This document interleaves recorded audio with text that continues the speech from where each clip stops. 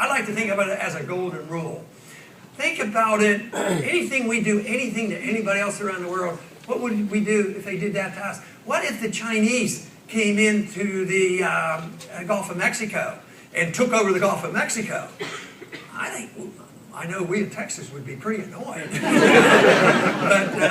I think everybody in the country would be pretty annoyed. But we believe we own everything. So I think the approach would be different. What I advocate is not overreacting. And, you know, we have 12,000 diplomats in the diplomat corps. I'm suggesting let's use them every once in a while, you know, and talk to people before we start shooting at people and dropping bombs on them.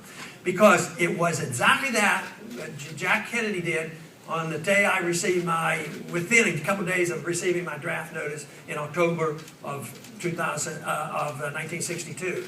Because at least Kennedy called Khrushchev and said, you know, this is tough business. You have weapons here. Khrushchev said, yeah, but you have weapons in Turkey. You know, and they're on our border.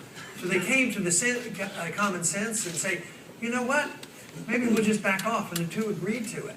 And we had to wait a few years for the Soviets to bankrupt themselves. But that is a little bit. So this is why I urge a great deal of caution, and I would not lie awake at night thinking that they are about to close the Straits of Hormuz. And check out the reports, because the reports sometimes aren't as accurate. You've got no accurate information about how they generated this need to go to war in Iraq. The every reason we were given to go into Iraq did not exist. And, you know, the Iraq War and Afghanistan War, we lost 8,500 Americans, 44,000 severe injuries, hundreds of thousands begging for help with other kind of diseases. We have an epidemic of suicide for people over there.